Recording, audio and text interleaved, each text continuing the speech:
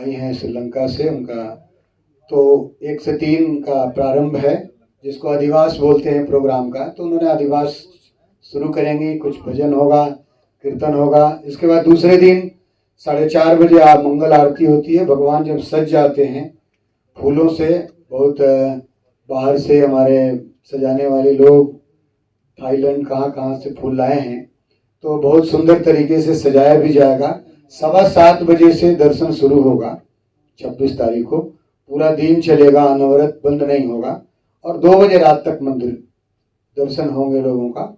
इसके बाद फिर 4:30 बजे मंगल आरती होती है, फिर दर्शन आरती। दूसरे दिन से प्रभुपाद जी का, जिन्होंने इस्कॉन खड़ा किया, स्थापना किया, उनका भी जन्म है। ये भी एक महान विभूति हैं जो पूरे दुनिया में सनातन धर्म को प्रचार प्रसार किया, आज तक किसी ने नहीं किया। आज जिस देश में आप जाएंगे इस्कॉन मिलेगा, और वहाँ जन्माष्टमी से लेकर के अलग अलग लोग तरीके से मनाते हैं और लोगों को बताते हैं भगवान के बारे में, लोग जानते हैं इस माध्यम से।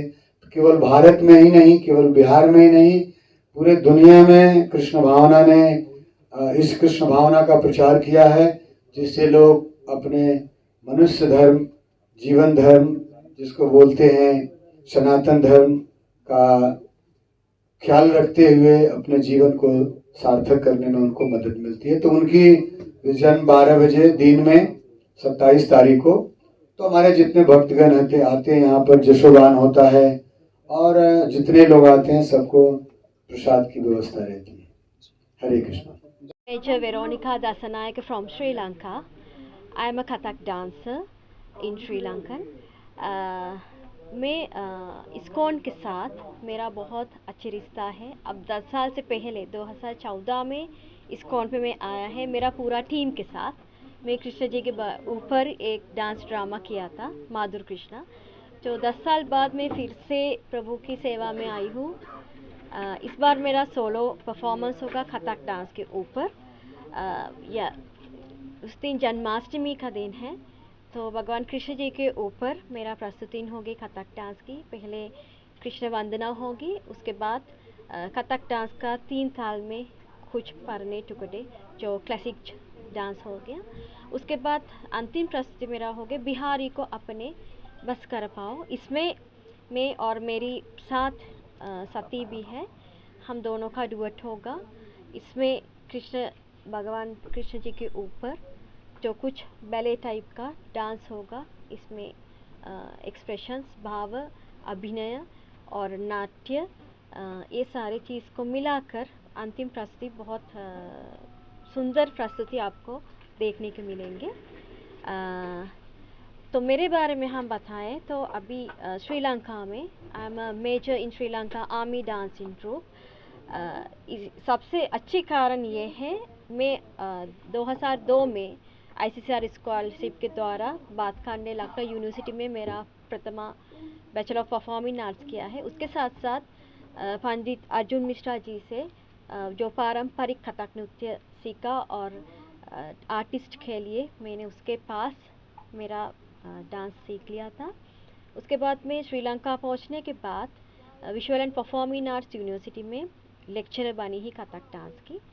तो उसके साथ साथ मैं अपना गुरुकुल को भी श्रीलंका में खोल दिया है, श्री वृंदावन कथक केंद्र नाम करके, वो भी कृष्ण के ऊपर है।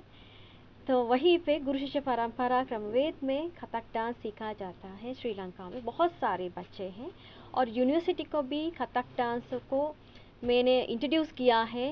तो कैसे ट्रेडिशनल कथक डांस इंडिया में होता है, उसी बराबर श्रीलंका में भी हमने शुरू किया है इंस्टीट्यूट में और यूनिवर्सिटी में। तो कई सारी यूनिवर्सिटी हमारा होती है परफॉर्मिंग आर्ट्स के ऊपर, तो फर्स्ट डिग्री कथक डांस का ही देता जाता है। वो सबसे बड़ी है, जो इंडिया में भी अभी नहीं होते हैं।